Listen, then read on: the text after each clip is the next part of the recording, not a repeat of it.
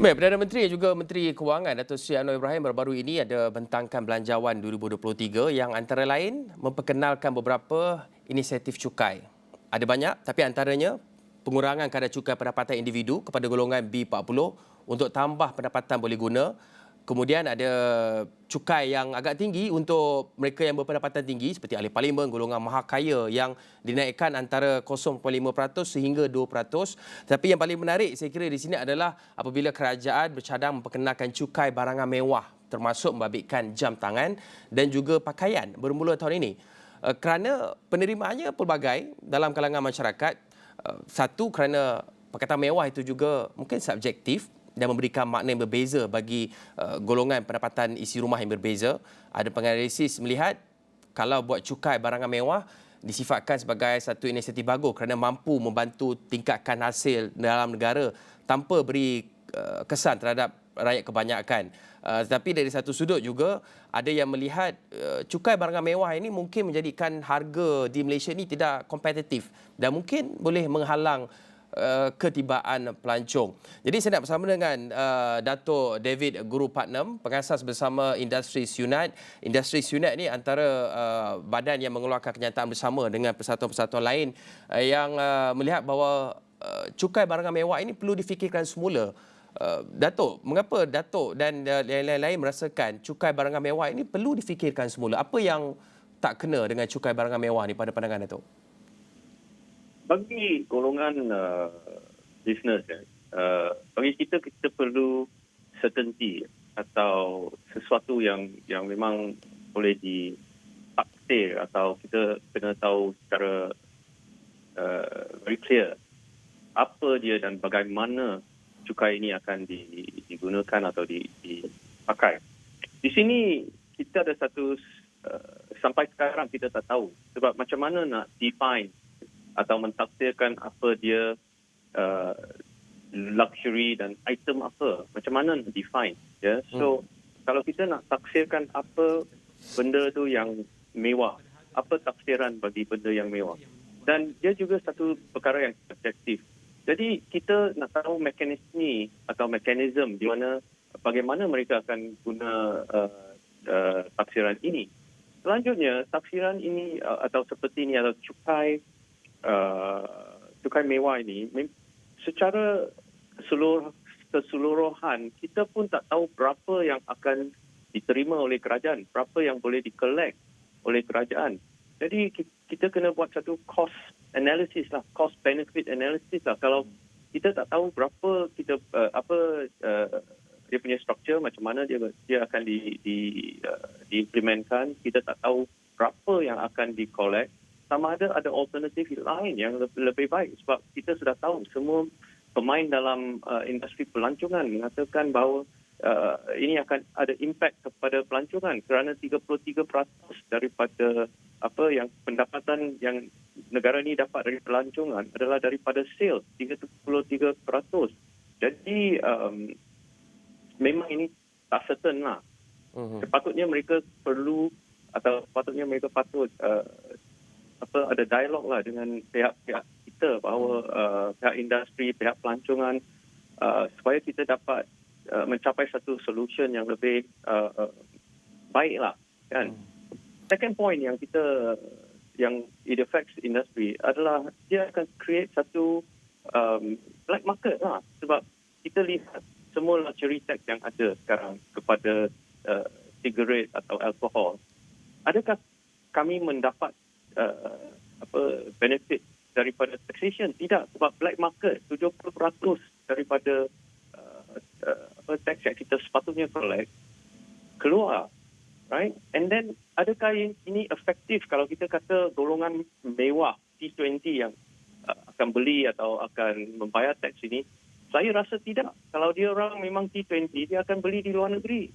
Mengapa nak beli di Malaysia? Jadi kita akan kurangkan kita punya daya persaingan juga antara, bukan saja secara terhadap turis, tapi kita akan keluarkan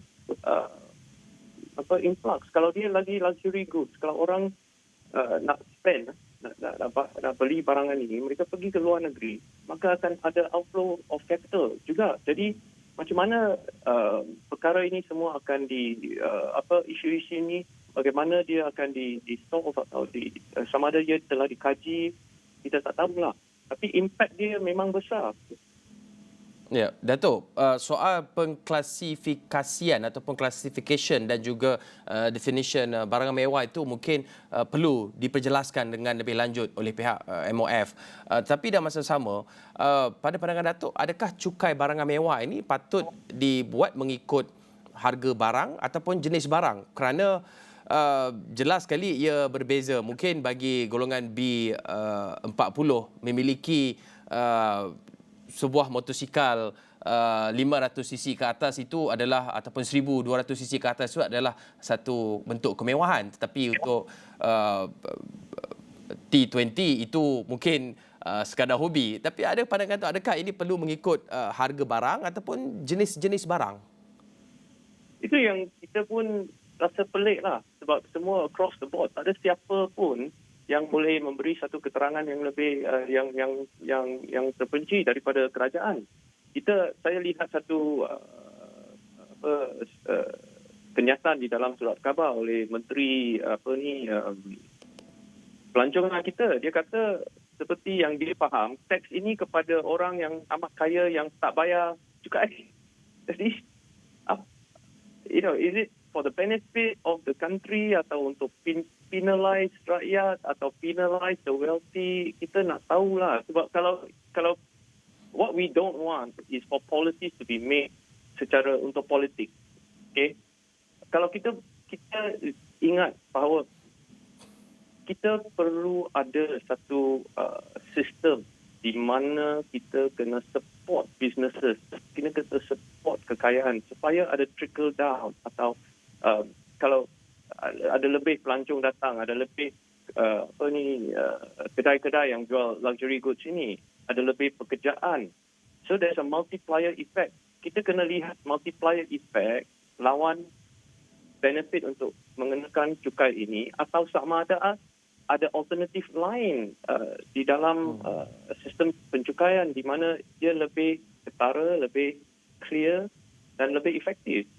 So across the board kita rasa ini perlu cukai ini tak betul lah. Datuk, andai kata sekiranya dalam masa terdekat pihak kerajaan memberikan penjelasan butiran cukai barangan mewah itu terhadap jenis barangan ataupun kadar harga tertentu, adakah pihak industri Sunat melihat ini sebagai satu inisiatif cukai yang penting dan wajar diteruskan, ataupun ia bergantung kepada penjelasan ataupun butiran cukai barangan mewah itu nanti? Kita rasa secara prinsip, right, in a economy seperti kami yang ingin satu ekonomi yang maju, secara prinsip ia adalah satu jenis cukai yang tak patut lah. Sebab we should encourage, kita kata kita nak jadi negara pelancongan, kita kata kita nak jadi negara berindustri, kita kata kita nak jadi entrepreneur, kita nak jadi negara macam ni. Tapi kalau kita buat keputusan politik macam ni, mungkin it's sending the wrong message kepada entrepreneur sekali. Sebab kita perlu ingat bahawa dalam keadaan ini, apakah imbangan risiko dan ganjaran untuk teks ini, right? If you remember, kalau kita, yang paling penting adalah supaya kita dapat meningkatkan pendapatan rakyat Malaysia. The problem that we are facing is inflation. Everything has gone up. Tetapi semua barang sudah naik. Betul, tapi Datuk. Gaji tak naik. Betul, Datuk. Tetapi tidakkah, Datuk, maaf mencelah. Tetapi tidakkah Datuk merasakan bahawa cukai barangan mewah ini boleh dianggap sebagai satu tanggungjawab sosial bersama, quote-unquote tanggungjawab sosial bersama untuk mengagihkan kekayaan kepada mereka yang memerlukan, ataupun sama-sama membangunkan semula ekonomi, ataupun mungkin ada model terbaik dalam mengenakan cukai terhadap golongan kaya ini?